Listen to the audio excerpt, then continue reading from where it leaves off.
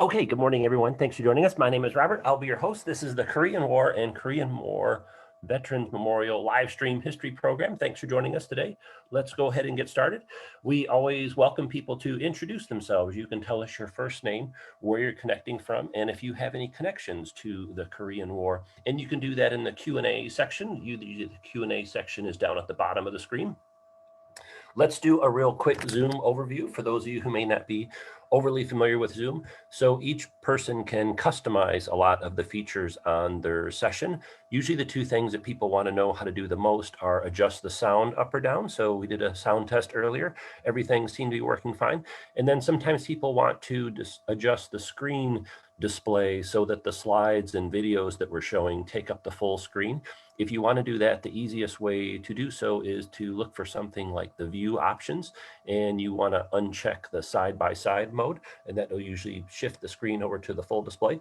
We don't have time, unfortunately, to do a full Zoom demonstration, partially because we're only together for a limited amount of time today.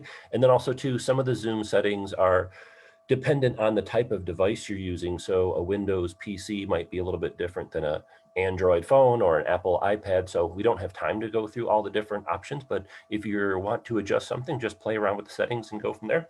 As we're going through our program today, feel free to use the Q&A section to ask any questions or make any comments that you'd like to. And then you can also let us know of any technical problems you might be experiencing. If for whatever reason we get disconnected, just try and restart your session, although sometimes there might be a minute or two lag for it to reconnect for you. And then if you do have any problems with the sound or the video, oftentimes people have told me if they run into issues, they switched browsers from one to another. There isn't a recommended Zoom browser because people use the application on so many different devices. But if something doesn't work, just try switching to something else and we'll go from there. And thanks for joining us. These are some programs we have coming up this coming week. So Veterans Day this year is Wednesday, November 11th. And today we're doing this program on the Korean War. At 3 o'clock, we're going to do one on the Vietnam War. And later this evening on the Pentagon 9/11 Memorial. And tomorrow is the Flight 93. Okay, so I wanted to queue up this video. Let me start with this. This will be like 60 seconds. And before I do, let me check one thing. And this will just be a good sound check. So if you're able to hear this okay or not and see it okay, just let us know in the Q&A and we'll go from there.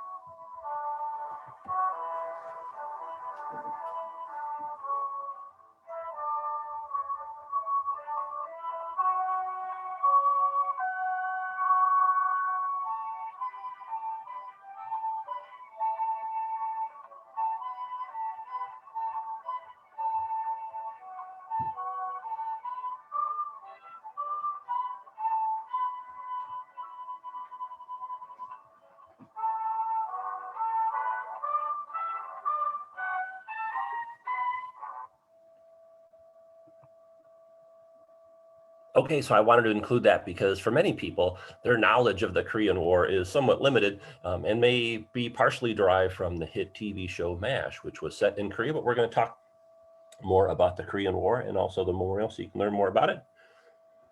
For those of you not familiar with us, we're Washington, D.C. History and Culture. We're a nonprofit community organization. We're based in Washington, D.C. And back in the good old days before COVID, we used to do a lot of tours and other type programs at museums and memorials in Washington, D.C., including the Korean War Memorial. But that's on hold because of COVID. So today I'm the person who is on the left. That's me, Robert Kelleman. And I have two special guests, Harry Phillips and Michael Draper. Harry and Michael, do you want to introduce yourselves? Hi, glad to be with everyone here today. Morning, folks. I'm actually a park ranger at National Mall Memorial Park. So the Korean War Veterans Memorial is my memorial. So happy to be sharing it with you today. Excellent. Well, thanks to both for joining us, and thanks for all our guests for joining us. Okay, so here's what we're going to do. We have a 6-part program. So we're going to give like a quick historical contextual overview of what took place before the Korean War started, so you can get kind of a sense of why did that war even get started and why did the U.S. get involved in it. Then we'll do a real brief overview of the Korean War itself. And then after that, Harry is going to tell us some of the connections between Arlington National Cemetery which is located right outside of Washington, D.C., and the Korean War. We'll take an intermission for 5 minutes, kind of like how when you go to the symphony and they take an intermission part of the way through. So maybe about 2/3 or 70% of the way through, we'll take a quick break. And then when we come back, we'll talk about the Korean War Veterans Memorial. That's the bulk of our program, but we wanted to kind of include some of these other things just as a historical and contextual reference. And then at the end, if you're interested, we're happy to stick around for a little bit of time and answer any questions you may have. So let's talk about the Korean War. It started on June 25th, 1950. So last summer, we had the 70th anniversary of the war starting, and it ran to July 27th, 1953. So just from a geographical standpoint, here's where Korea is. And if you wouldn't mind, I'm actually curious to know if anyone has any connections to the Korea or the Korean War. So let me go ahead and launch this poll question. I know people are familiar with polls because we just finished the election, but not that kind of poll. So just curious to know if anyone has a personal connection to either the country of Korea and or the Korean War. So maybe you lived in Korea, or you've traveled there, or you have family members from there, or you might be maybe from there yourself. Or if you have any connections to the Korean War, like maybe your father or uncle served in the Korean War. So just kind of curious to know what the composition of the group is. So if you wouldn't mind, I will leave this open for a few seconds and then share the results. Okay, let me go ahead and end that. So, wow, we have quite a few people. So 39% today that are joining us have some kind of connection to either Korea or the Korean War. That's really cool. So thank you, appreciate that, and look forward to learning more about that. For those of you not as familiar with Korea, here's a quick map, just so you can get a sense of where it's at. Notice that it's in the blue box. To the right of the box is Japan. North of the blue box is Russia and China. And then China extends over onto the left side, or the west of Korea. And then if you look down at the bottom left of direction from the blue box, you can see Vietnam. We'll talk about that in this afternoon's program. Okay, so how did the Korean War come about? So it's a fascinating story. When World War II was coming to a close, two of the allies, the Soviet Union and the United States, they decided to divide up Korea into two sections. The southern section would be managed and administered by the United States, and the northern section would be managed and administered by the Soviet Union. And from there, things kind of took a downhill turn. Oh, sorry, let me go back. So there's a funny story. This dividing line was actually done using a National Geographic map at the Pentagon by a handful of gentlemen who were involved in that process. So when it came time to wrap up World War II, the Soviets, the Americans, the British, the French, et cetera, had a lot of administrative type things to take care of. And one of them was how to divide up Korea temporarily, supposedly, because it had previously been occupied by the Japanese during World War II. And so the dividing point was actually from a National Geographic map that was done at the Pentagon. And so from there, you have the communists end up taking over and basically influencing the northern portion of Korea, and the democratic and US-backed southern part is in the non-communist regime. So here's a map, North Korea and South Korea. And then these are the North Korean leaders since 1948. You might recognize the guy on the far right. He's the current leader, and it was his grandfather who actually started the Korean War. So a family tie there. And during the Cold War, there's this huge interest in the Soviet Union, and then also later on in China, of expanding communism throughout the world. And so they find a key ally in North Korea because he's looking to unify the country. If you go back to the map, so for an extended period of time, the country is divided between the communists in the north and the democratic US-based government in the south. And the thought is, hey, why not unify the country and have it be 100% communist? So that was the aim. And he's thinking that when he goes around and does this, that when he invades South Korea, that he's really going to be welcomed as a liberator, but it did not quite work out that way. Now, if you think about United States in World War II in the US ran from 1941 to 1945, and there were 405,000 plus military deaths. So American paid a heavy price to help free the world from tyranny during World War II. And they did not want to have a repeat of that performance. So if you look at Europe during World War II and also Asia Pacific, by the time the United States got involved in the global affairs on a military basis during World War II, Nazi Germany and Imperial Japan had greatly expanded their empire. And so when the United States is dealing with the communists, they don't want a repeat of this situation. They don't want the communists to gain this very large, expansive geographic territory and taking over a lot of countries. So they decide that they're going to really nip this situation in the bud as best they can. Thus, there's an event called an item called the Truman Doctrine, where President Harry Truman decides that him and the United States administration is going to really blunt communism wherever they can. Now, today, it may not seem like that big of a deal, but in the 40s and 50s, communism was a real hot topic in the United States, and there was a great fear of communists taking over the world. I would imagine if there was a poll question right now, how concerned are you with the communists taking over the world? That probably a very small percentage of the surveys would say, yes, they are concerned. But that was a lot different than it is in the 1940s and 50s. That was a big concern, that the communists were, in fact, trying to take over the world. And the United States, being the strongest country, was the one that had to take a leadership position in preventing that from happening. So this is kind of all contextual information, so you get an understanding of why did the US go fight in Korea? They're really trying to blunt communism. This is President Harry Truman. He is President of the United States when the Korean War breaks out, and we're going to hear a brief speech from him in just a little bit. And he starts what's known now as the Truman Doctrine, where he's going to aid countries in hopes of helping them keep the communists out so that they can remain democratic and in favor with the United States. And again, the Truman Doctrine is really a thing that really influences the United States foreign policy for several decades, pretty much until the collapse of the Soviet Union. And the Truman Doctrine being that the United States is going to confront communism wherever possible. Okay, so let's talk real quick about the Korean War. This is a visual that I like. So if I only could show you one slide about the Korean War, I would show you this one because it really kind of sums up what happened geographically. So the starting point was June 25th, 1950. And over on the left side of the four maps, you can see that's how things were set up, with the dividing point being the 38th parallel. And then later, the communists, again, they decide to invade South Korea with the thought of liberating them, supposedly, from the democratic-based US-supported government and unifying the country under communism. So they invade the South Korea, and initially they have great success, as you can see in the second map from the left. But then what happens is the United States and the United Nations allies strike back, and they have a big landing in a place called Incheon, which we'll talk about a little bit later. And then they drive the communists back kind of towards the Chinese border, which is depicted in map 3. But then the Chinese get involved. They previously had not been involved militarily in the Korean War, but then they get involved and they end up driving the South Koreans, United States, and UN allies kind of almost back to the original 38th parallel. It turns into this big long stalemate, and then a peace settlement is reached. So again, the Korean War in 4 maps.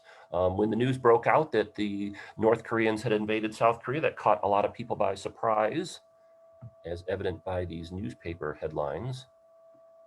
And President Truman decides to send troops to Korea. I thought I would let you listen to a portion of this video. We're not going to listen to the whole thing, but I really feel like this is President Truman doing a great job of explaining why the US is involved in Korea and what we're trying to achieve there. So let me cue this up. We're not going to listen to the whole thing, just a couple minutes of it, but this will give you a good overview from the president's standpoint of our involvement in Korea. My fellow Americans, I want to talk to you plainly tonight about what we're doing in Korea and about our policy in the Far East. In the simplest terms, what we're doing in Korea is this: we're trying to prevent a third world war. The communists in the Kremlin are engaged in a monstrous conspiracy to stamp out freedom all over the world. If they were to succeed, the United States would be numbered among their principal victims. It must be clear to everyone that the United States cannot and will not sit idly by and await foreign conquest. The only question is, when is the best time to meet the threat and how is the best time to meet it? The best time to meet the threat is in the beginning. It is easier to put out a fire in the beginning when it is small than after it has become a roaring blaze. And the best way to meet the threat of aggression is for the peace-loving nations to act together. If they don't act together, they're likely to be picked off one by one. The aggression against Korea is the boldest and most dangerous move the communists have yet made. The attack on Korea was a part of a greater plan for conquering all Asia. I would like to read to you from a secret intelligence report which came to us after the attack. Okay, we don't have to listen to that part. But again, you get a sense of President Truman saying that we're concerned that the communists are going to try and take over the countries of the world one by one. And so they decide to blunt the operation there. Now, a big question when you term about historical context is, what was the United States role in Korea? Did we win that war? Did we lose it? Was it a tie or a draw? You could go around and ask people this question. You get responses all over the place. But if you look at what the US military and political objectives were, there were really three of them. Number one was contain the communist aggression from North Korea. Number two, as President Truman said, was prevent World War III. And then number three was to expel the North Koreans from South Korea. So if you think about it, they really did achieve all three of those objectives. Now, some people may say, well, the war was a tie because they did not unify the Koreans Peninsula under the democratic US-based government. You know, that was never really one of the official objectives. It was, hey, if we can get that, that's great. But it was not the stated objective initially at that point in time. Could the United States have done that? Yeah, probably. It might have started World War III, but they could have actually done that. So if you think strictly in terms of did the United States achieve their military and political objectives, you can pretty much check off all three of these boxes. So I don't know if I would consider the war a loss or a tie myself. Now, there's a lot of other nations involved in the Korean War conflict. In addition to the United States, here was a poster that was released during that time. And here's another one. So again, it's just not strictly the United States and South Korea fighting the communists, many other countries participating. This actually was a, just to go back, I forgot to mention, sorry, this was actually a poster from World War II. And interesting enough, of course, the Soviets are our allies during that time, but the things are switched when the Korean War takes off. So, okay, so in the Korean War, how did the North Koreans get such a huge advantage early on in the war? Well, they have a lot of military advantage. So this matrix kind of shows you the difference between North Korea and South Korea. You can look, the North Koreans have 150,000 troops, much more better trained and equipped also than the South Koreans were, who only had 98,000 troops. You can see the North Koreans have 260 tanks. There are no tanks in South Korea. And in terms of fighter planes, the advantage was 210 to 22. So they really catch the South Koreans off guard, and they're ill-equipped and ill-prepared for invasion from the North. So let's go through and talk about the war. Before we get into the war actual section, Harry or Michael, anything that either of you would like to add about this point so far?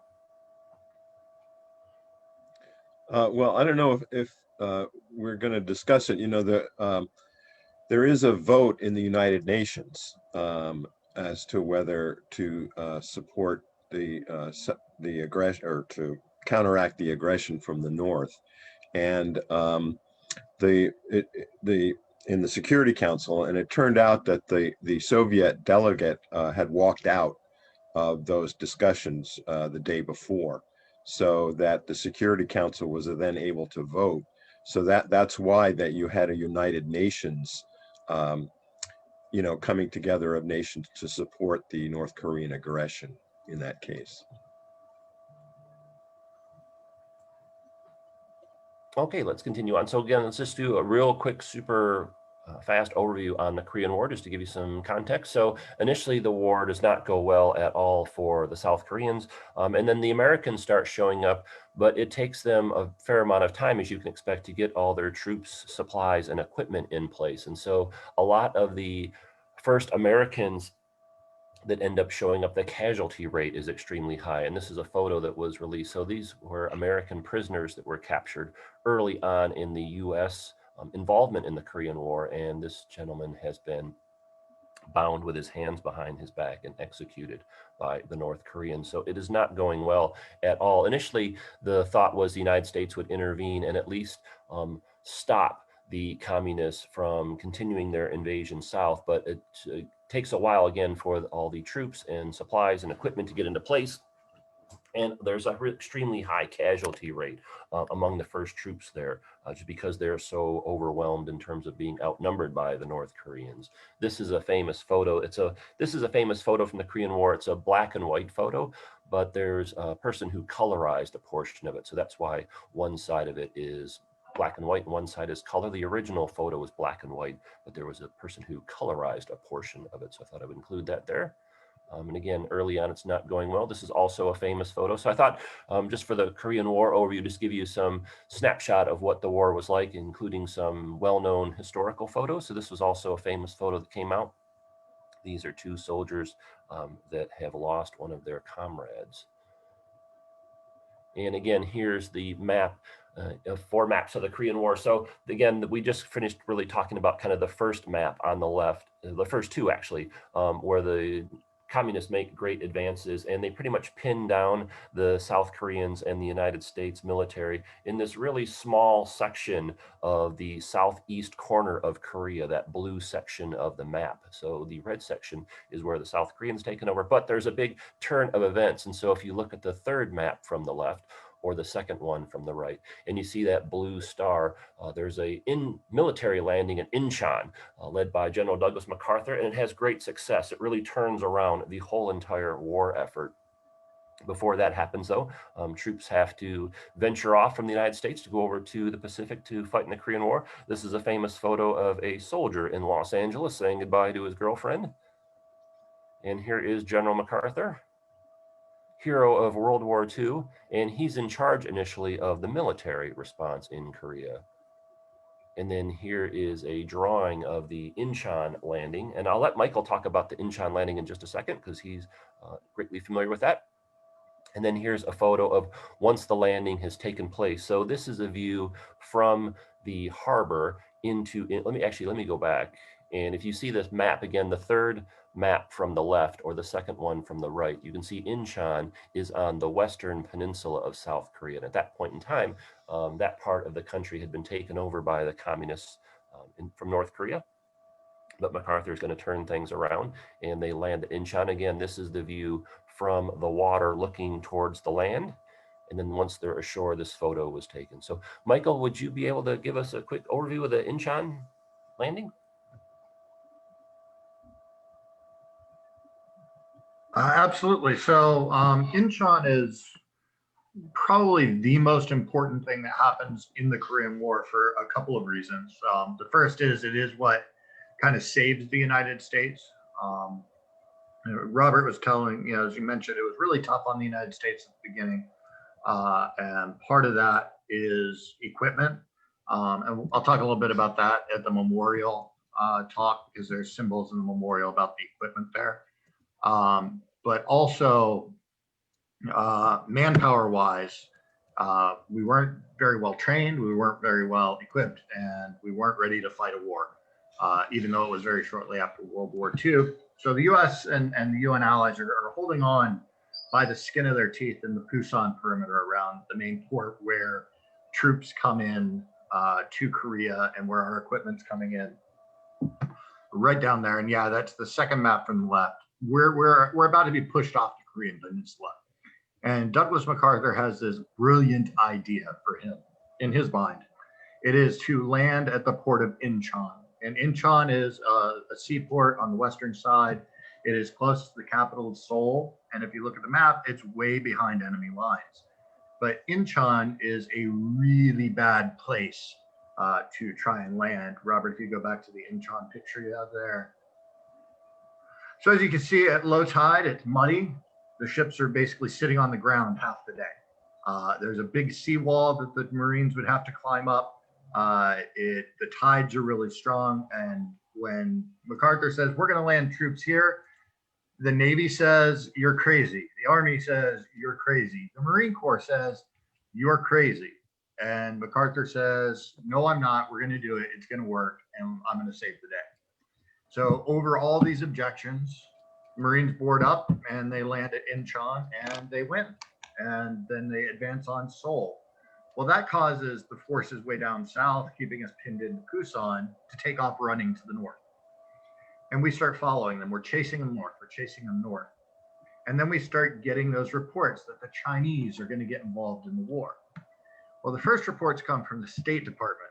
And we go back to the communist scare and the Red Scare. You got McCarthyism. And McCarthy says there are communists in the State Department. And MacArthur believes that too. So when he hears that the Chinese are going to get involved from the State Department, he says, yeah, you're lying. The Chinese won't get involved. So he keeps pushing north. Then he gets orders from Washington to stop pushing north before he brings the Chinese into it. And he ignores them. And you might think, yeah, well, how does a general ignore orders from the Pentagon and orders from the president to stop going north? Well, MacArthur was right about Incheon. So he's this military genius. He's like, everyone's going to go along with him. But he was wrong. And that's how we run into the Chinese, and the Chinese get involved in the war. So on the one hand, Incheon is super important, but it keeps South Korea free by breaking that hold around the Pusan perimeter. But on the flip side, it also gives MacArthur kind of a full head of steam to ignore orders from Washington. And it's why the Chinese get involved in the war. And Chinese involvement is what drags it out for another 2 years. So Incheon, major turning point, determines the course of the rest of the war, both good and bad. So, you know, I'm a Marine. When we learned at Paris Island is we landed in Korea. The Army almost got pushed off at Pusan. The Marines landed in Incheon and saved the day. We ran into the Chinese. The Army almost got wiped out at Chosin, but the Marines saved the day, which is not exactly the factual truth, but that's the story the Marines will tell you. And Incheon is key linchpin moment in the Korean War, militarily speaking. Okay, let's continue on. Thank you, Michael. So again, they reclaim the territory in the south. This is actually a picture in Seoul of the fighting that took place shortly after the landing. And you can see, interesting enough, they got Joseph Stalin's picture hanging on the outside of this building. So they were already, the communists were already setting up shop there. And the United States eventually is able to deploy their vast military resources, including battleships, which could pound the interior from the water. Have a lot of jets. So this is kind of really the start of the jet age in military aviation, including expanded use of aircraft carriers, which had begun during World War II. Here's some more jets. There's a lot of bombs are dropped during the Korean War. And it's the first use of helicopters. So most people associate helicopters with the Vietnam War, and they did play a pivotal role there, but helicopters really start being involved militarily in the Korean War. Big thing that happens during the Korean War is President Truman wiping out segregation in the armed forces previously. So you have units that previously in prior contextual situations like World War II would have fought as segregated because Truman wiped out segregation in the armed force, which was a big event in the history of civil rights. You have individuals fighting side by side as depicted in this photo. And again, there's also a lot of other countries participating. So you don't see many American bagpipers, but they have these folks. So again, a huge number of countries. We'll talk about that more when we get to the memorial section of the presentation. And eventually things turn around. Having some progress. This is a captured flag. And one of the things that's noteworthy, if you listen to people that describe their experiences in the Korean War or read about them, they often talk about how cold it was in the winter and how hot it was in the summer. Marching through the snow. And then again, eventually the Chinese get involved and really does turn the fortunes. Also interesting, if you ever talk, it's Veterans Day Wednesday, and if you get a chance, you should not only thank a veteran, but ask them about their experiences. And oftentimes people in the military, especially those that have been in war type situations, talk about the importance that religion and faith had in keeping them safe.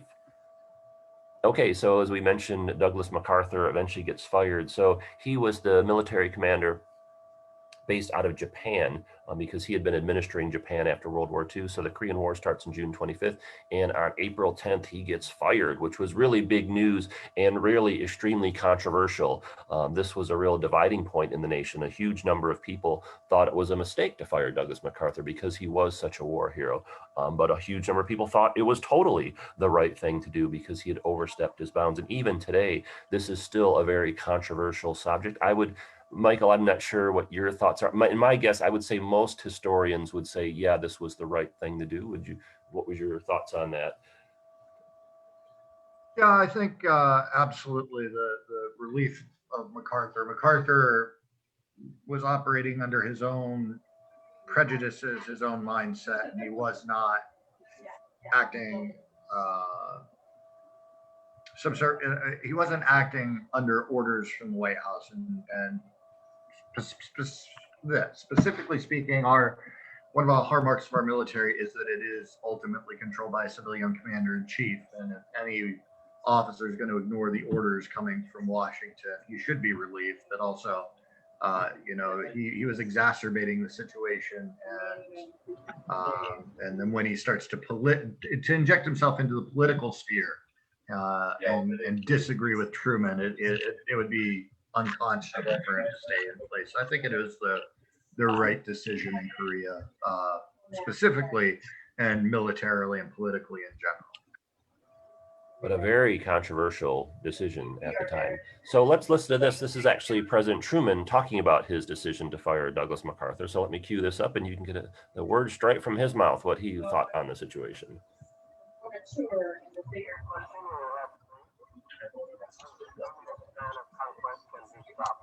Without a general war. Our government and other countries associated with us in the United Nations believe that the best chance of stopping it without a general war is to meet the attack in Korea and defeat it there.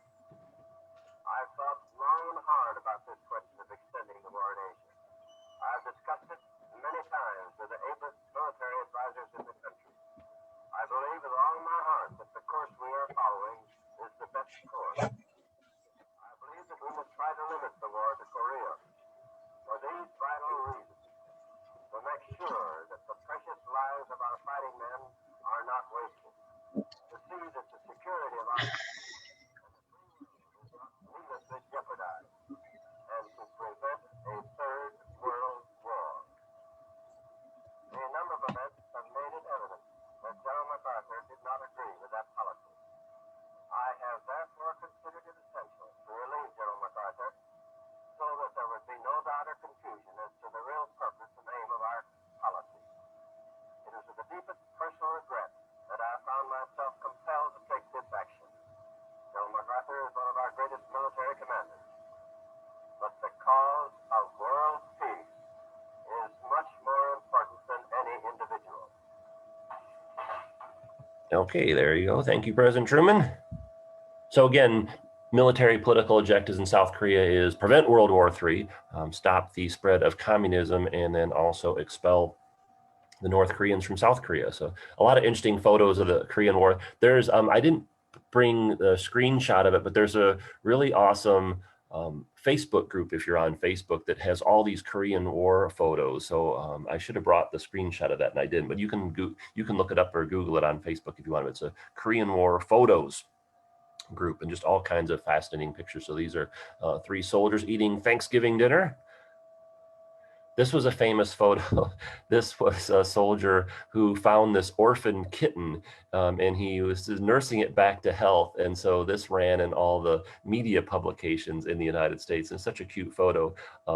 This guy got like his 15 minutes of fame from this. In fact, he said later on that he was receiving all kinds of marriage offers from women. And so he was a little bit of a celebrity for a while, but he's feeding an orphan kitten some condensed milk. And both he and the kitten survived the war, FYI.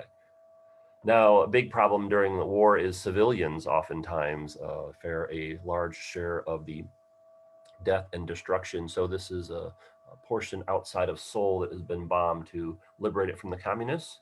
This is a famous photo. This photo actually won the Pulitzer Prize. What you have here is these are civilians that are fleeing the incoming communists, and the bridge has been damaged during the war effort, and so you can't walk across the bridge or drive across it normally, and so there's civilians fleeing to try to get on the other side of the river to get away from the communists, and they're having to carry their possessions with them. So just a really striking photo, especially if you're in America. We've never really had any kind of situations like this, but this is a common occurrence in war. Wars oftentimes create refugees. This is a startling photo. This was a South Korean army member who was captured, and kind of like the photo we saw earlier, the American, his hands were tied and he was killed and executed. And then a snow came in and buried most of his body before a photographer came along. But this was a South Korean prisoner of war who was executed. This is also a famous photo of the Korean War. This is a little girl carrying her younger brother. I believe their parents were killed. And she's walking with him. Again, the wars create a huge amount of refugees. They're walking past a tank. And again, here's the 4 maps. So after all this kind of back and forth with the initial invasion and the Incheon and then the Chinese getting involved, the things really kind of end up where it is on map 4. We kind of end up in this stalemate, so to speak.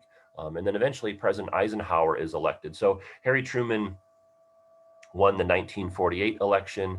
The war starts in 1950. In 1952, there's another election. Harry Truman does not run for re-election. Dwight Eisenhower does. He wins the election. And a big part of his focus was getting the U.S. out of Korea. And eventually he's able to do so with some assistance from some other folks. So I've been talking for a while. That's kind of really just the high level overview. The troops end up coming home. And they turn things over to another generation of Koreans who hopefully live under a democratic group. So this is a really awesome picture that I'll let Michael talk about. Yeah, so this is a picture that when I give tours of the Korean War Veterans Memorial, that I always like to use to illustrate those questions that Robert brings up at the beginning of the presentation is, did we win? Did we lose? Was it a tie? And when we look at our objectives, it was to maintain South Korea's freedom as an independent and democratic, and I answered somebody's question in the Q&A about this, nominally sometimes, but a democratic nation, and to prevent the North Koreans from taking them over. And if you ever ask, did we win, did we lose, this photograph of the Korean Peninsula at night from space, to me, is the best indicator. In the top left, you've got bright lights, that's China. On the bottom right, you've got all the bright lights, that's South Korea. And in the middle is North Korea, where the only real large-scale electrification with modern amenities is the city of Pyongyang, and so much of the country is not. Kind of a first world way of looking at it. There's another one, and below South Korea there, you also see a part of Japan. So South Korea today is a free, independent, democratic nation. It's one of the largest economies in the world, much less just Southeast Asia. And so the question is, did we win in Korea? Win, lose isn't really what our goal was. Our goals, we achieved our goals, and we continue to achieve those goals today. Because UN Command still exists, still is active along the DMZ, and that's a perfect illustration. If you want just one picture says 1,000 words. Did we do our job? Yeah, we did our job.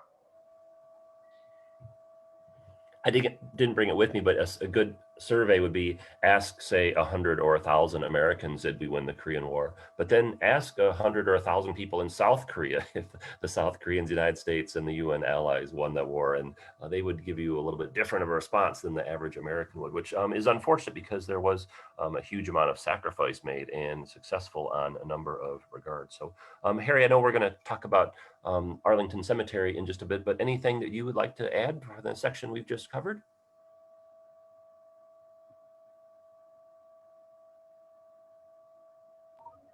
No, I think that's good. Okay, all right, well, let's continue on. So let's talk about Arlington National Cemetery. There are a number of individuals who played important or noteworthy roles during the Korean War, and Harry is an expert on Arlington National Cemetery, so he's going to tell us about some of these individuals and their stories. There's Arlington Cemetery. So, Gary, take it away. okay, thanks. It'd be impossible to talk about every veteran of the Korean War. So I've just picked a handful that seems significant to me to share with you today. And the first person I want to mention is General Walton Walker. So MacArthur has the overall responsibility for the military situation in Korea until he's removed by President Truman. But his headquarters is in Tokyo. And so he needs someone on the ground in Korea to take responsibility for the troops. And so this is General Walker. He had served in both the First and Second World Wars. He was a corps commander under Patton, fighting in France and Germany, and was at the Battle of the Bulge, and his 20th Corps liberated Buchenwald. And he was the commander of the 8th Army, which was composed of both US and South Korean forces. And he is the main commander who's responsible for holding back this tide of North Korean troops that advances into the South. He forms the Pusan perimeter, and then he coordinates with MacArthur for the activities leading up to it and after the Inchon Landing. And he is leading the troops all the way up close to the Chinese border, is as surprised as many commanders are when the Chinese come across the border.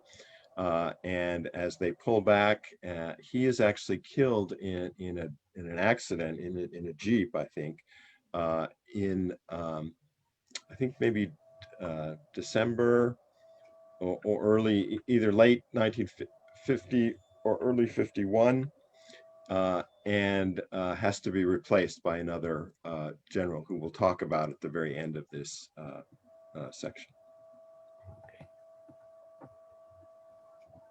So I wanted to mention there are two five-star generals who are also sort of actively involved in different positions. And this is George Marshall. He had been the chief of staff of the Army in the Second World War.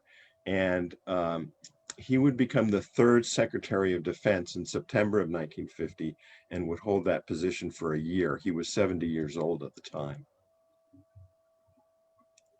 And he's also buried at Arlington, not far from the Tomb of the Unknowns. And this is Omar Bradley. Bradley had, of course, served in several positions during the Second World War, especially right under Eisenhower in France and Germany. And he became the first, the military was reorganized right after the Second World War. And he became the first chairman of the Joint Chiefs of Staff under Truman. And in September of 1950, he would be the 9th and the last military officer to receive the 5-star rank. He had generally both, and this are some pictures of his funeral. You see the red flag with the 5 stars on it. He's buried closer to the Memorial Drive entrance of Arlington.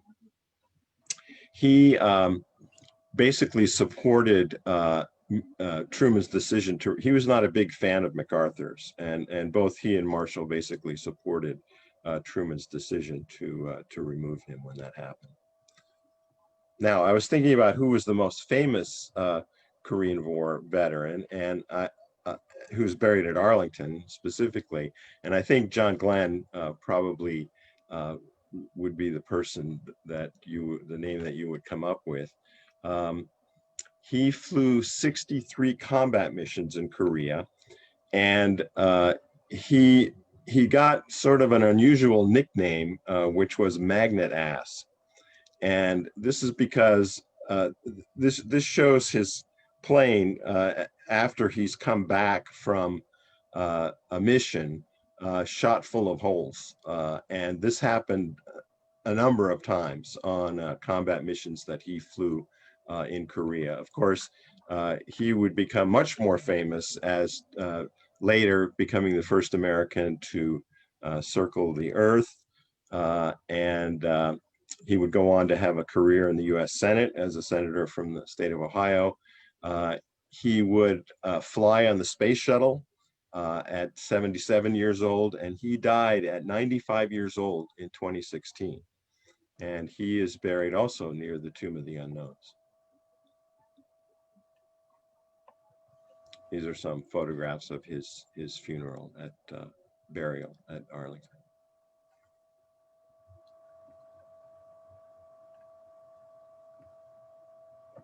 Now, I want to mention a civilian, a woman, as a matter of fact.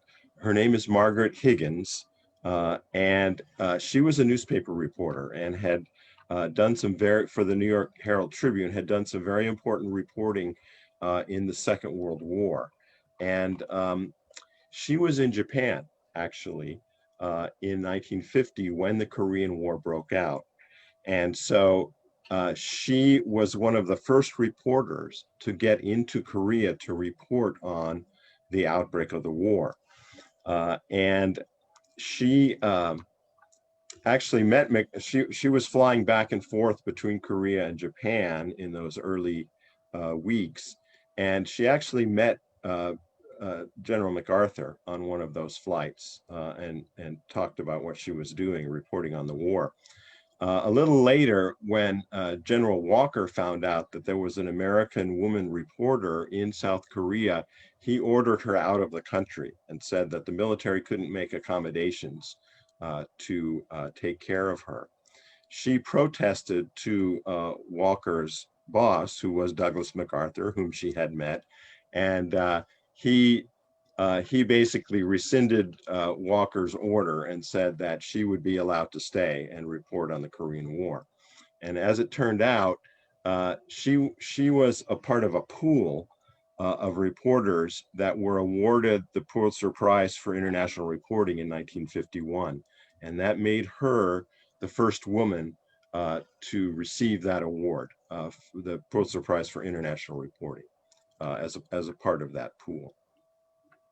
She would go on to report and write extensively about the Vietnam War, and died in 1966 at age 45.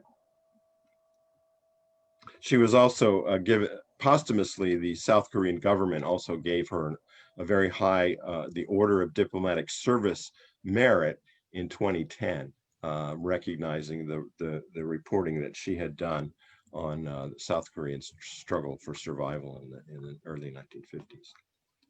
I do want to mention some of the Medal of Honor recipients. And John Kevin Kolsch has an interesting story in that Robert mentioned about helicopters being used in Korea, and he is actually the first person to receive the Medal of Honor as a helicopter pilot. Now, there would be 13 of those people, pilots and crewmen awarded the Medal of Honor in the Vietnam War, but his was awarded in Korea. And it was in July of 1951. He had actually been a fixed-wing aircraft pilot at the end of the Second World War, but then learned how to fly helicopters. And one of the missions for the helicopter pilots was to try to rescue downed pilots. And so he was called in. The weather conditions were very terrible because of fog. And so he goes in, it's getting close to dark, and he starts his pickup, but he didn't have any air cover. And of course, that helicopter, doesn't have any weapons. So I'll just read a little bit here. Thick fog prevented the air cover from protecting the unarmed helicopter. Intense enemy fire downed the craft as the lieutenant's crewman, George Neal, hosted the injured pilot toward the helicopter. All three men survived the crash. After hiding in the mountains from enemy patrols for 3 days, they began a slow march to the coast. After 6 more days, they reached a coastal village where they were captured, and following the day while hiding in a hut. During his captivity, though beaten and abused, Kolsch refused to aid his captors or submit to interrogation. His fortified and personal bravery inspired his fellow prisoners. John Colch died of malnutrition and dysentery on October 16, 1951, while as a prisoner of war. And so he was posthumously awarded the Medal of Honor for his actions in Korea. Now, I want to mention something about the Medal of Honor and African Americans. Many African Americans served honorably in the First and Second World War, as well as in Korea and Vietnam, in all of our military conflicts. But the Medal of Honor was created in the Civil War, and there were Black Americans that were awarded the Medal of Honor, both in the Civil War and the Spanish-American War. But as the Jim Crow laws sort of locked in after the American Civil War, there were no Medal of Honors given to any American servicemen for the First or Second World War until the 1990s, when the military realized that they had overlooked some who were deserving of it. And it's in the Korean War when the Medal of Honor is given to African American soldiers for their actions. And one who is buried at Arlington is Cornelius Charlton. And this is, I just want to read a little bit from his, he had a desk job in Japan during when the war broke out, and he really wanted to go to the front line to fight. And I just want to read a little bit from his actions. On June 2nd, 1951, C Company moved to capture Hill 543 near the village of Chipo-ri. Hill was protected heavily entrenched Chinese infantry as well as mortars. 3 times, Charlton led the platoon up the hill in the face of intense Chinese mortars and infantry fire. In spite of mounting casualties, the platoon made slow progress. Charlton single-handedly destroyed 2 Chinese positions, killed 6 Chinese soldiers with rifle fire and grenades. During one advance, Charlton was wounded in the chest, but refused medical treatment and pushed the company forward.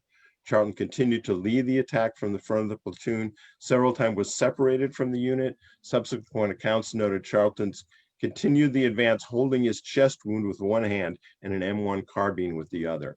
Under Charlton's leadership, the platoon managed to overcome Chinese infantry positions, but it spotted a Chinese bunker on the far side of the top of the hill where the Chinese mortars were firing on them. He shouted out, "Let's go," urged the platoon forward, charging at the front of the formation ahead of the rest of the soldiers. In one final action, he advanced to the top of the hill and the location of the Chinese mortars, firing repeatedly on the emplacement there. Chinese troops wounded Charlton one final time with a grenade, but he continued firing until the position was destroyed. Charlton subsequently died from wounds inflicted by the grenade. But he is credited with saving the platoon and a victory in that skirmish. And these are some photographs from his funeral. Now, you see the photographs of the 2 men. On the right is Thomas Hudner, who is buried at Arlington, also Medal of Honor recipient. On the left is Jesse Brown. He died in Korea, and his body was never recovered. But these 2 are connected.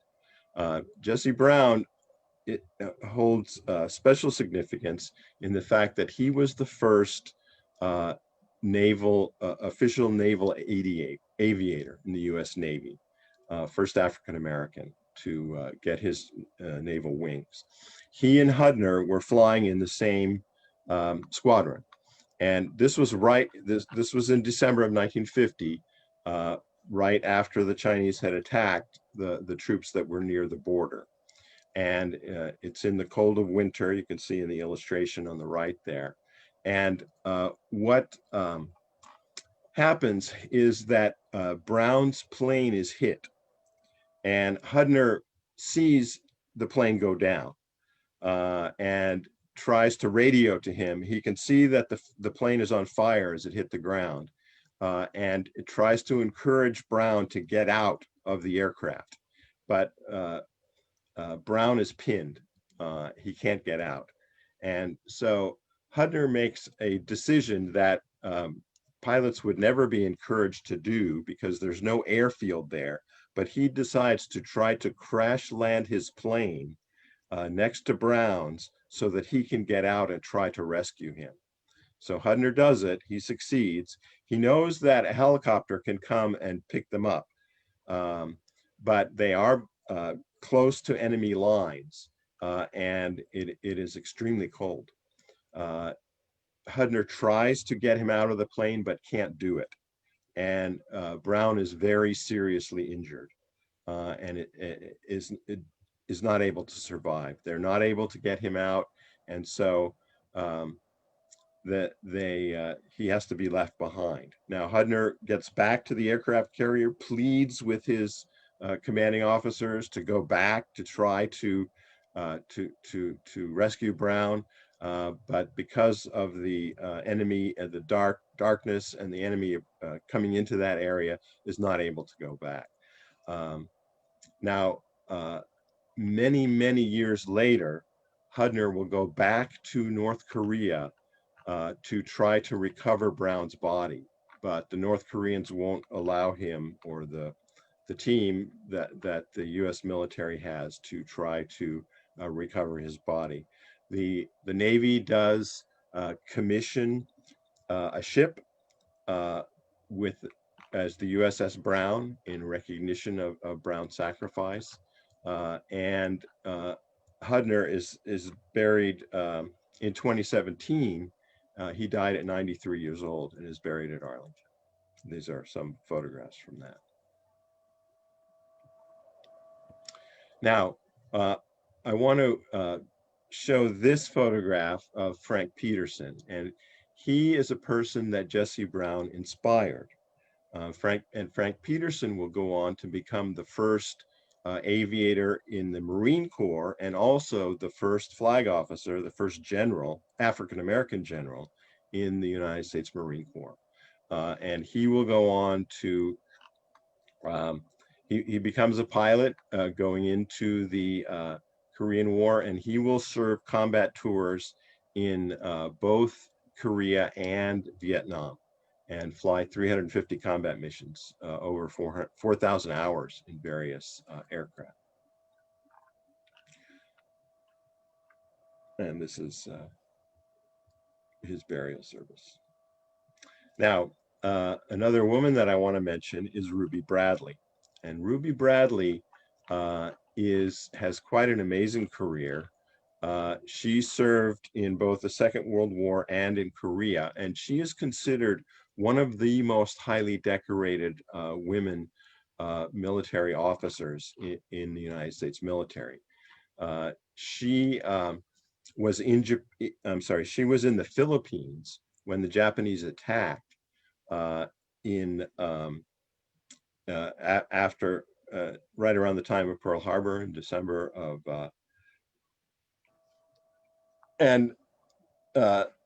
she 41, and she was captured by the Japanese and survived time in a prison camp. She would then go on to become a very high-ranking nurse. She was serving as a nurse in the Second World War, and then also served as a nurse in the Korean War. And one of the stories about her was that in the sort of November, December timeframe, when the Chinese are pushing the American troops back, they're trying to move wounded soldiers back into a safer area. And she's unloading a wounded soldier from an ambulance. And the people in the plane are calling to her, come on quickly, we have to get out of here. But she doesn't want to leave until all of the wounded soldiers are loaded onto the plane. And as she's running to the plane, a shell destroys the ambulance that she had been in. But she gets on. All of the wounded soldiers are loaded on. In 1951, she was named the chief nurse for the 8th Army in Korea, and she supervised over 500 Army nurses throughout Korea. She lived to age 94 and is buried and was buried in 2002. Is buried in what's called the nurses section in Arlington.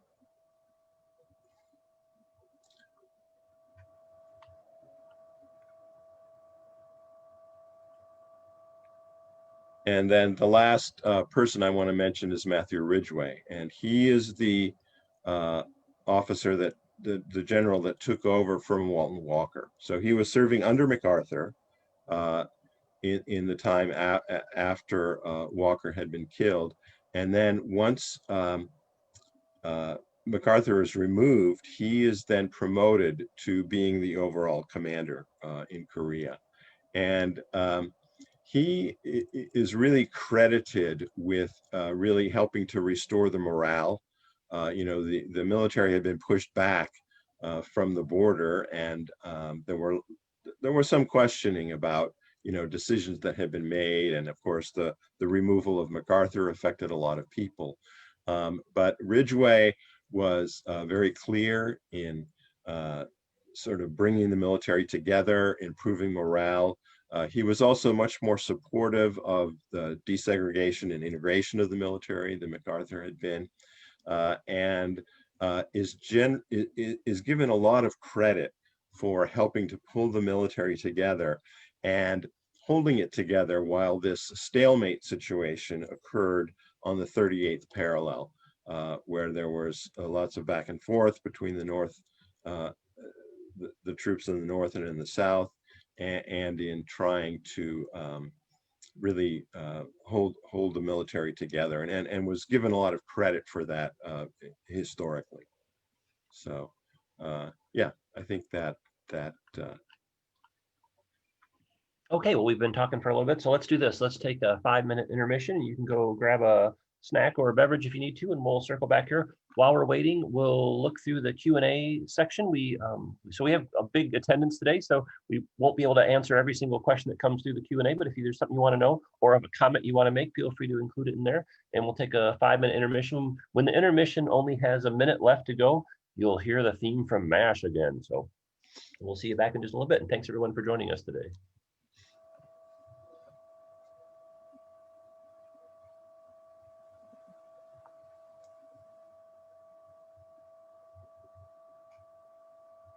Michael and Harry, when we get back from the intermission, you want to just maybe spend 5 minutes answering a handful of the questions? We've got quite a few interesting ones that have come through.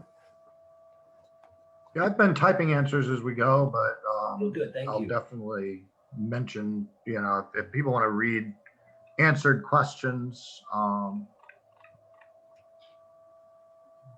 then we can do that.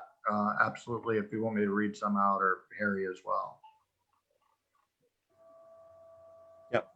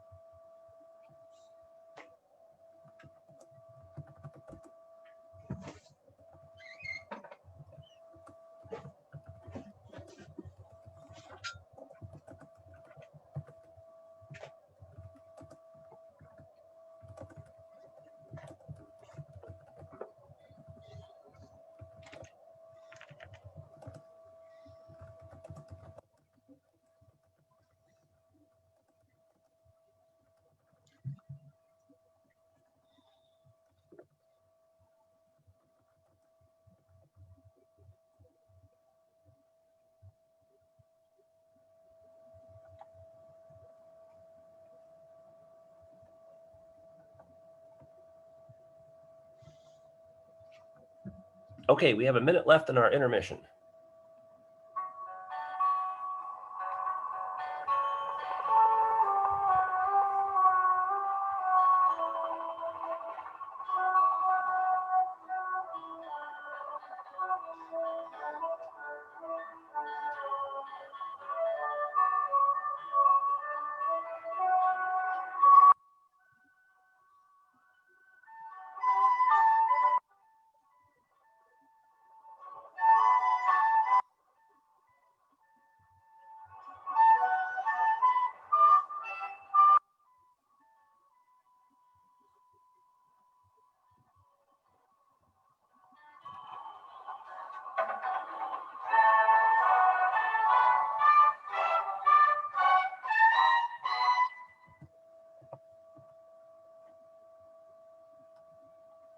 Okay, again, just including that as a pop culture context, I'm guessing if you went up and asked people, like a word association game, what their first comes to mind when you say Korean War, they probably would, many of them would say, oh yeah, the MASH TV show.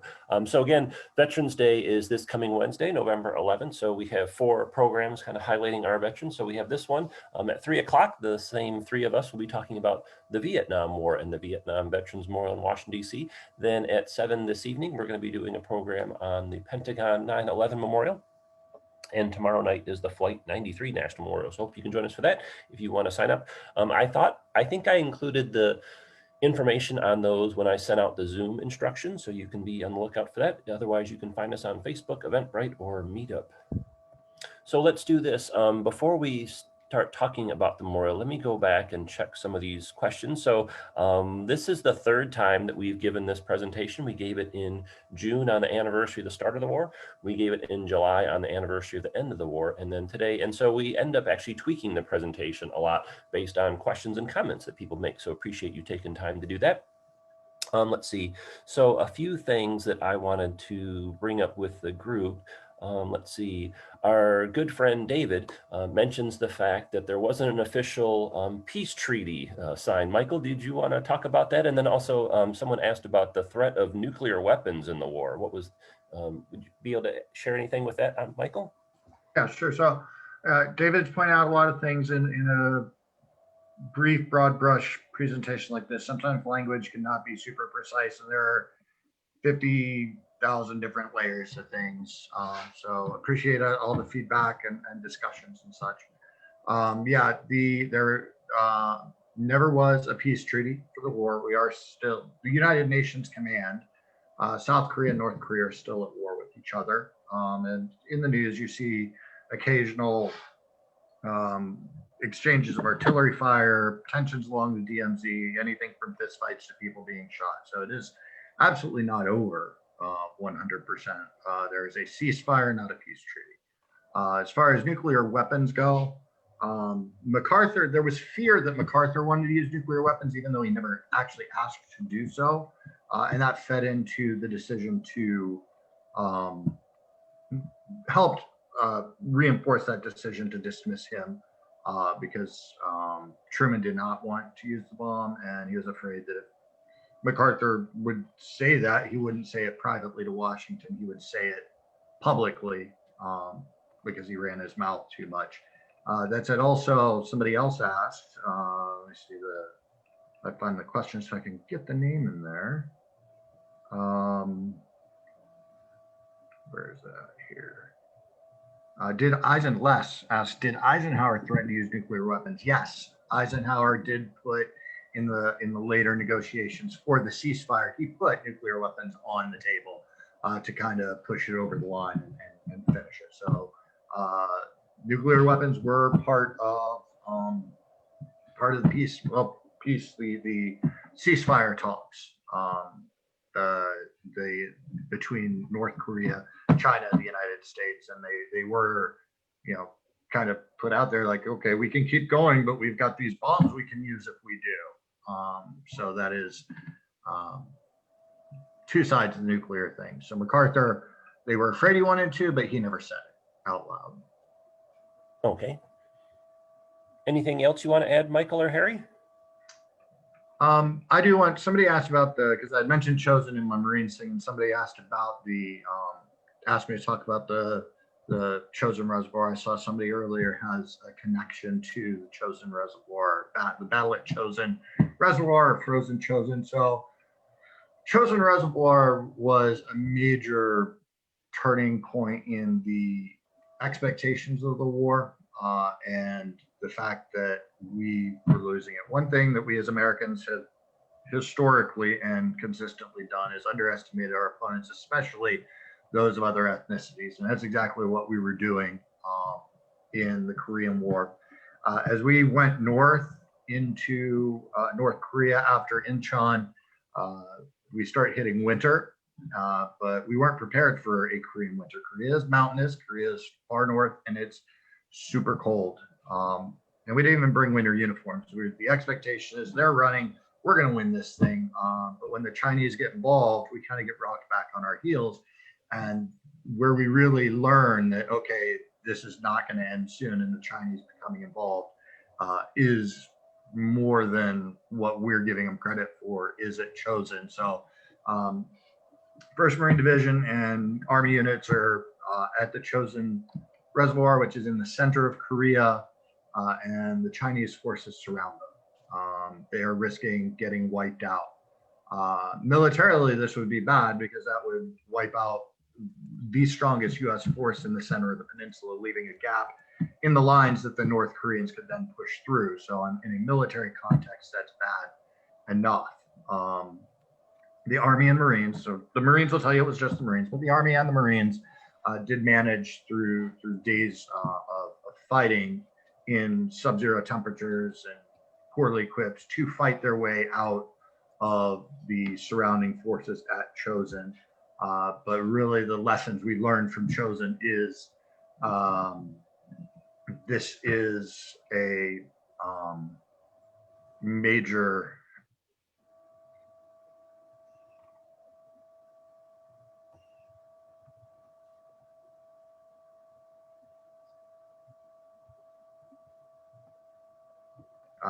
terribly a major blow. It was still hard. We still suffered immense casualties, lost a ton of equipment, which we didn't have a lot of in the first place at Chosin. And so really that's when we knew we were going to be settling in for a much longer conflict.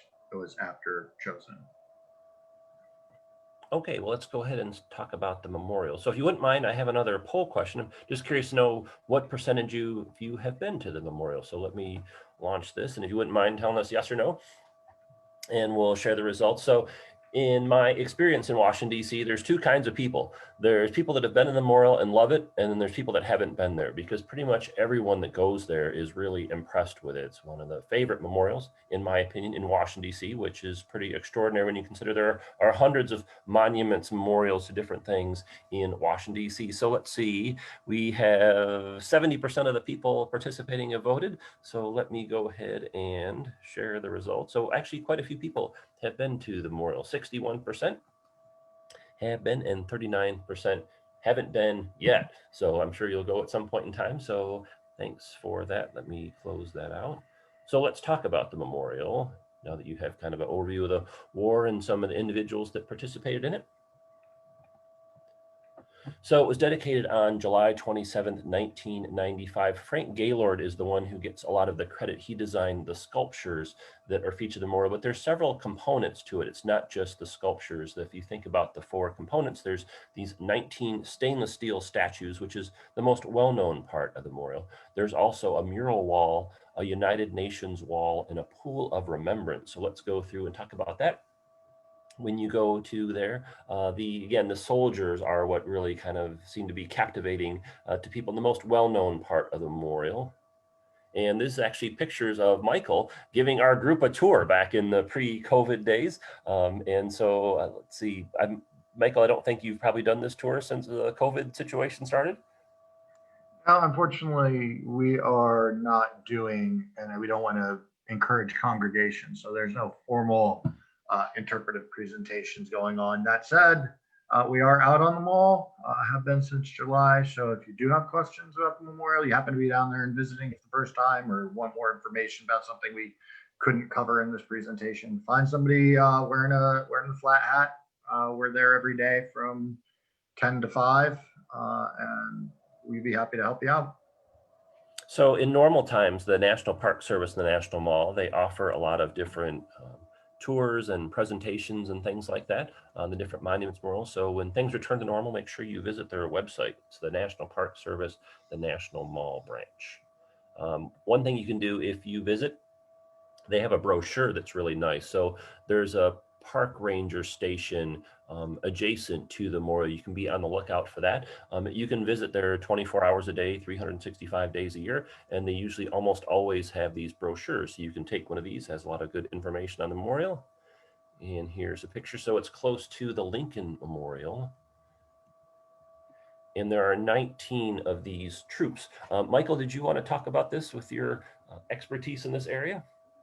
Yeah, absolutely. So the 19 statues are the centerpiece of the memorial, and this picture is great because I actually list them all out. The statues have a bunch of symbols in it, and to me, the Korean War is, it's sad that it's forgotten because there's so many firsts that happened during the Korean War. But then also some of the things in the statues kind of help explain why the war was the way it was. If you look at the weapons they're carrying, for example, the rifle is the M1 rifle, which was the same rifle used in World War II. And when I say the same rifle used in World War II, part of the problem at the beginning of the Korean War is that they were the same rifles that were used in World War II. Like after the war, we only wanted to spend money on two things: atomic bombs and jet planes. The government and military spending was not looking at ground warfare. So when Korea breaks out and we're throwing men in there, we're giving them the same, pulling out of storage of weapons that have been used all the way through World War II. So a lot of these weapons are the same ones used. And the sculptor, Frank Gaylord, was actually a World War II vet. And so the way the guys are carrying the weapons and such, he actually interacted with these weapons. He knew the weight, how they would have helped them and everything. This ties back, actually, somebody asked a question, why do 18 of the 19 have helmets and one have a fur hat? So all four branches of service that served in Korea are represented at the memorial. As you can see, there's mostly Army. You've got Marine Corps. The machine gunners and riflemen are Marine Corps. You've got the Navy with the Navy Corpsmen. The Navy to this day provides the medics for the Marine Corps. They're called corpsmen. And then the one guy not wearing a hat is an Air Force Air Ground Controller or Forward Air Controller, and he's got, or not wearing a helmet, he's wearing a fur hat. And that's just to set him apart as he may not have always been, he may not have been as prepared for ground combat, frontline combat, but he's out with a patrol, and that's what these statues represent. And then if you look at that column with race, super important in the Korean War. It's the first time that we're fighting as a desegregated force. As David pointed out in the comments, the order to desegregate the military comes 2 years before, in 1948, but we're really fighting for the first time. And one of the Rangers who trained me at the Korean War Veterans Memorial was a Korean War veteran himself, Gil Lyons. He's actually over at Arlington now, unfortunately. We lost him. But he was an African-American man with 3rd Infantry Division, and he was telling the story of he went over, fights in Korea, comes home, and he is in San Francisco sitting down to lunch, and him and his buddies sit down, and the waitress just keeps walking by their table. And finally, somebody asks, flags her down and says, "Hey, can we get some help here?" And she says, "We don't serve his kind here."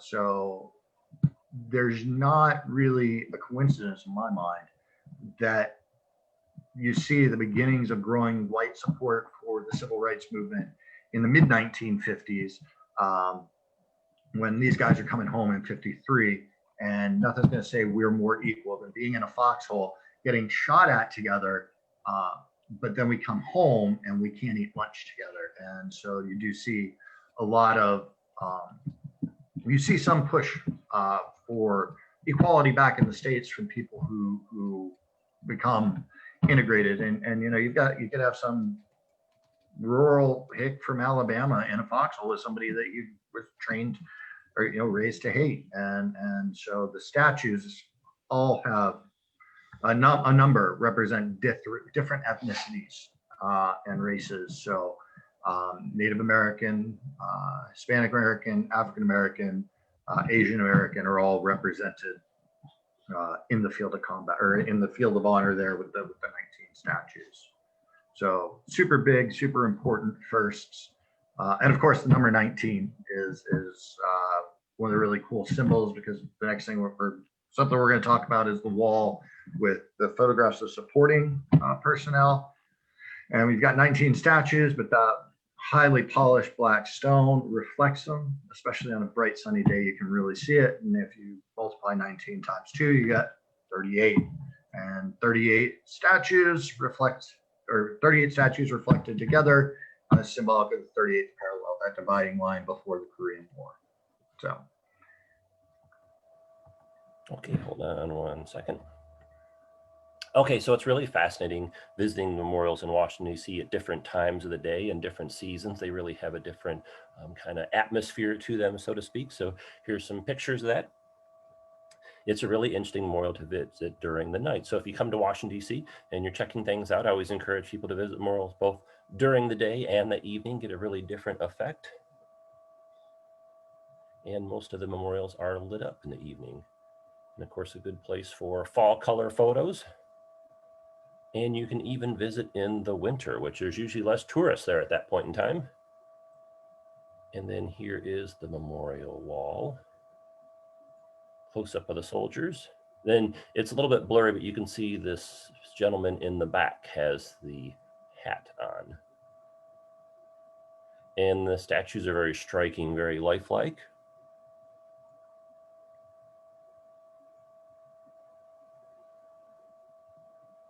Robert, I hate to break in. I'm going through the Q&A, and it looks like we've got an anonymous attendee who's being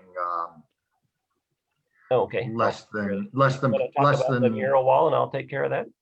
Yeah. It's just deleted a bunch of questions from them, but the language being used is not acceptable.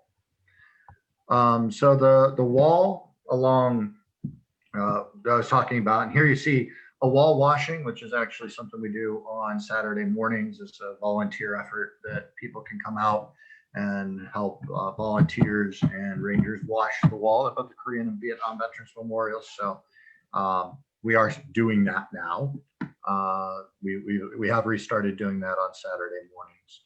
And the wall is the non-combat forces, non-combat personnel, all the people behind the scenes that support the fighting men in the field of honor. And they are arranged by service along the wall. And so it represents everything. In a modern mechanized military, there are about 7 people behind the scenes making each fighting man and woman able to do their jobs. And that's everything from getting them fed, housed, paid, religious. You know, we talked about the importance of religion. So the chaplain corps, transported, healthcare taken care of, supplied, and unfortunately in many cases buried as well. So we see all those folks and animals. One of the fun facts about the wall, there are 2 dogs along the wall in the photographs there. Somebody in the questions and answers asked, is there a way, a list of like who all these individuals are? I personally have never seen it. I'm sure the artists and the architects who designed the wall have that, but they're all photographs from the National Archives. So it's a record I've not looked at. I'm sure there's a list somewhere of at least the source photographs, so that and you could research that. They're very intentionally left though, where you don't have names and you don't have insignia of rank, because they're supposed to represent every soldier, sailor, airman, Marine over in Korea, not specific individuals. They are individuals, and you know, as we've had someone in the Q&A come by, you know, say that they know somebody who was there and saw their picture and talked to the Rangers. So,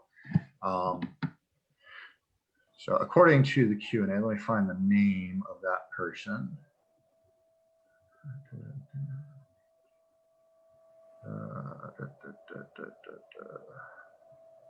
So one of the people, according to a story, Tom Remensider, it looks like is the name. So thanks for the info on that. And I've heard apocryphal stories of people coming and recognizing their photographs there. But as far as is there like an official, you can look up who these people are, very intentionally not. And so, but it is meant, and the cool thing about that wall and the supporting personnel is that this is the second National War Memorial after the Vietnam Veterans Memorial. And what we see here is an expanding of scope in these war memorials. The Vietnam Veterans Memorial, specifically in its initial conception, it has grown, has been that for those who died and those who gave their lives are the focus of the memorial, whereas Korea is expanding that to those who served, everybody who served in the war.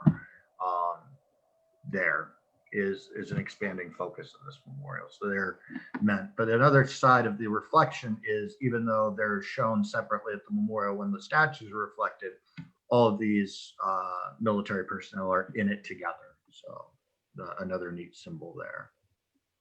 And that's a good point, because the World War II memorial, some of the artwork has civilians in it. So that expanding scope that you're referring to, Rosie Riveter and things like that. Mm-hmm. It's almost like I used to do a walking tour of the reflecting pool that tied those three together, talking about exactly that thing. Okay, so we were talking earlier about the number of nations that participated in the Korean War. On the Allied side, again, not just South Korea and the United States, but several different countries provided combat forces, and then several others provide humanitarian aid. And so they're included in the memorial. You see this stone walkway here that has the names of the countries on the raised portion, and this part of the United Nations. And this is the reflecting pool.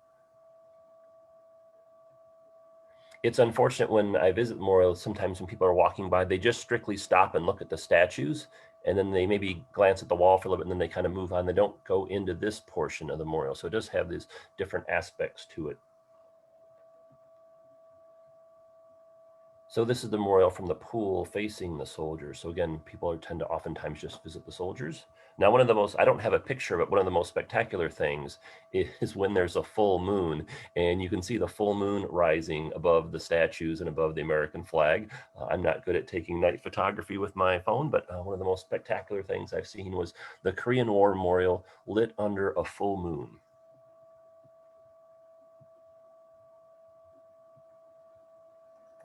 And here's an inscription. Our nation honors her sons and daughters who answered the call to defend a country they never knew and a people they never met. Korea, 1950 to 1953. Harry, anything that you would like to add before we get close to the finish line? No, I think I'm good. What about Michael? Anything else that you'd like to add? Well, this photo specifically, I was going to ask to jump in because it ties back. Somebody in the Q&A asked, like, how is the Korean War taught in North and South Korean schools? And I can't answer that directly. But as far as the memory of the war in South Korea, a couple of people have mentioned the number of Korean adoptees who were left orphaned in the war and have been adopted from around the world is a large. It's not an insignificant number. There were high casualties in the South Korean people and military during the war, which are recognized at the memorial as well. But weekly, there is a wreath left.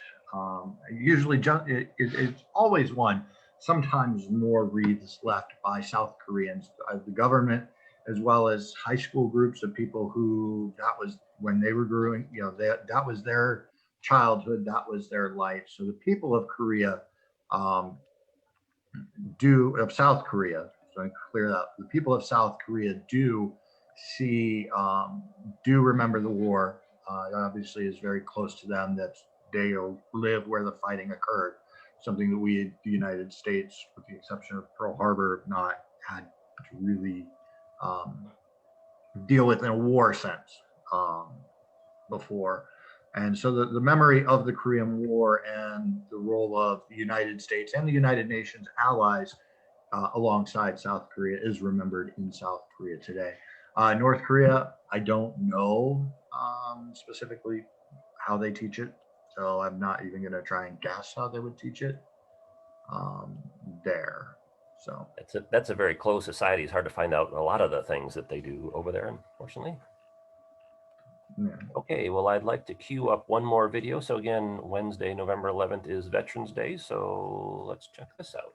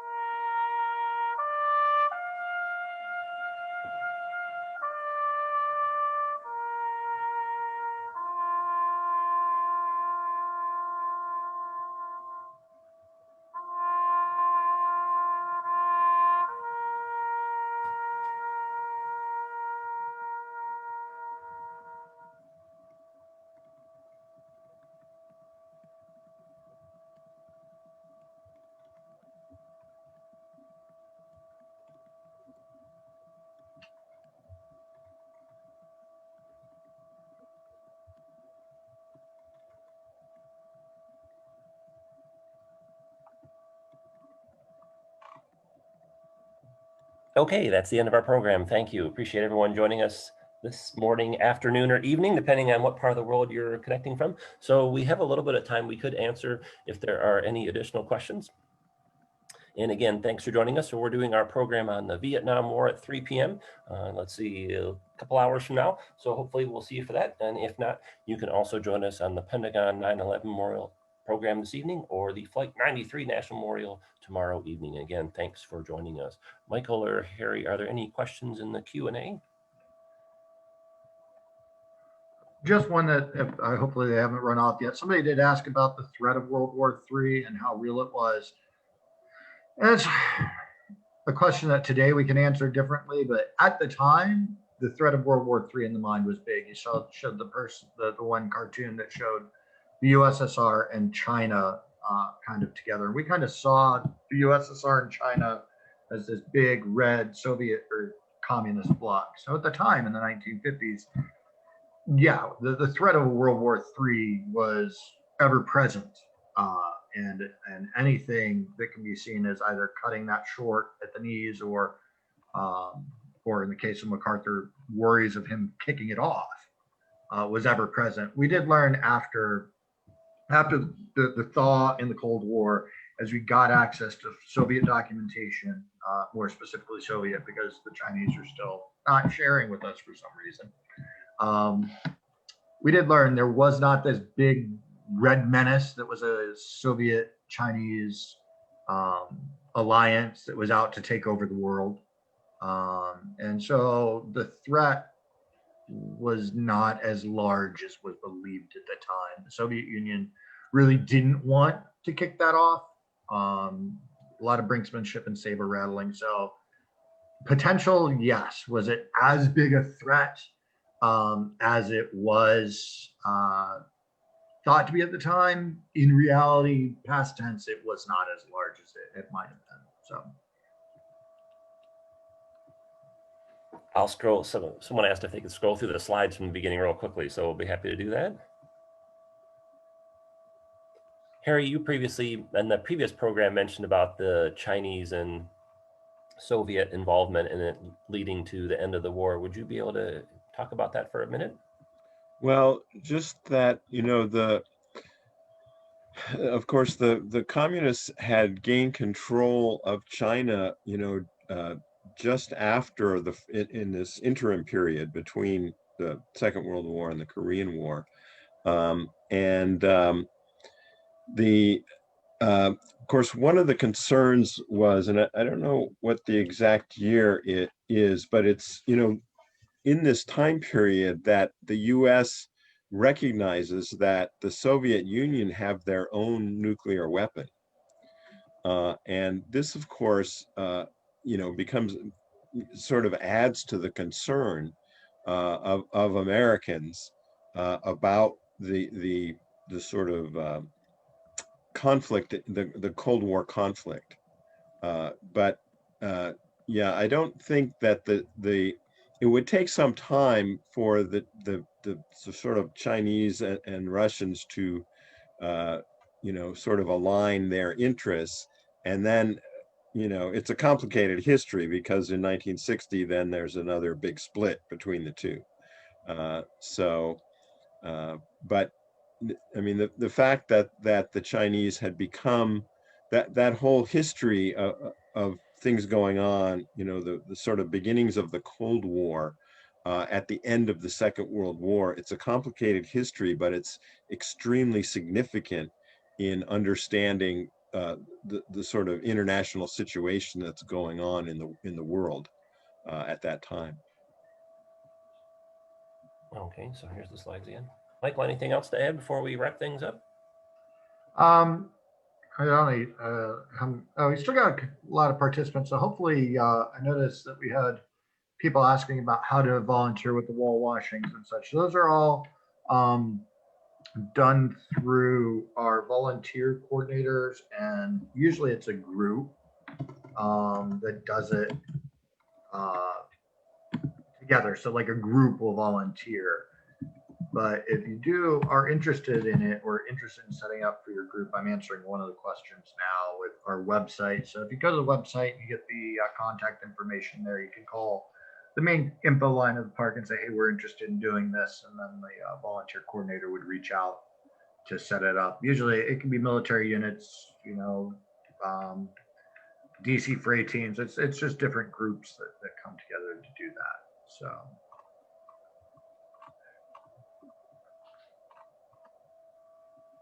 And then I'll scroll through the memorial slides one more time.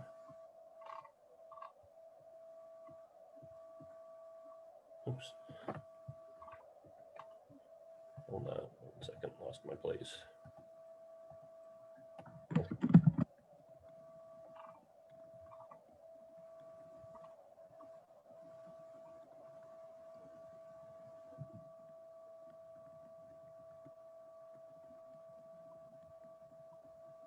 Okay, well, if there's no further questions, that will adjourn our program. Again, thanks for joining us, and special thanks to our hosts, Michael and Harry. Appreciate you joining us and sharing your insight with us. And we hope to see all of you again soon. Thanks, everyone. Have a great day.